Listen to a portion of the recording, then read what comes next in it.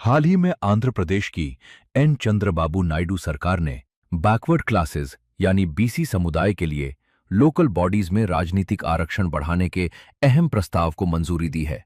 इसके तहत rural local bodies में बीसी रिजर्वेशन 34% और अर्बन लोकल बॉडीज में 33.33% रखने की तैयारी है।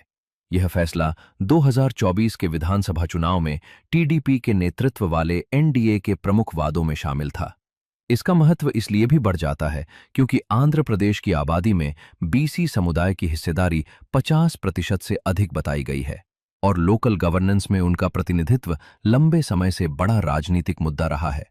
पहले ग्रामीण लोकल बॉडीज में बीसी को 34% मिलता था, लेकिन बाद में कानूनी और संवैधानिक सीमाओं के कारण यह हिस्सा कम हुआ। नई व्यवस्था को मजबूत लीगल फ्रेमवर्क देने के लिए सरकार राजीव रंजन मिश्रा की अध्यक्षता वाले डेडिकेटेड कमीशन की रिपोर्ट को आधार बना रही है।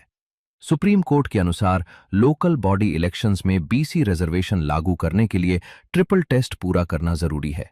इसमें डेडिकेटेड कमीशन का गठन, राजनीतिक पिछड़ेपन से जुड़ा एम्पिरिकल डेटा और रिजर्वेशन की सीमा निर्धारित करना शामिल है।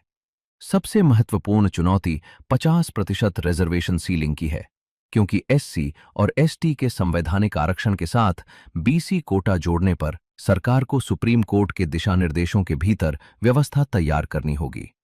कैबिनेट की मंजूरी के बाद संबंधित पंचायत राज और म्यूनिसिपल लॉज में जरूरी बदलाव किए जाएंगे और उसके आधार पर आरक्षित सीटों का निर्धारण होगा।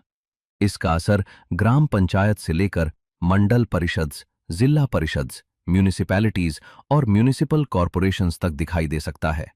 फैसला फाइनेंशियल एंगल से भी महत्वपूर्ण है, क्योंकि समय पर लोकल बॉडी इलेक्शंस कराने का संबंध फाइनेंस कमीशन ग्रांट से जुड़ा है और राज्य के सामने लगभग 16,500 करोड़ रुपए के ग्रांट्स का सवाल है।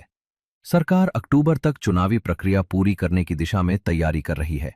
इसलिए 34% बीसी कोटा सिर्फ रिजर्वेशन बढ़ाने का फैसला नहीं, बल्कि आंध्र प्रदेश में grass roots political representation, local governance और आने वाले लोकल बॉडी इलेक्शंस को प्रभावित करने वाला बड़ा बदलाव है।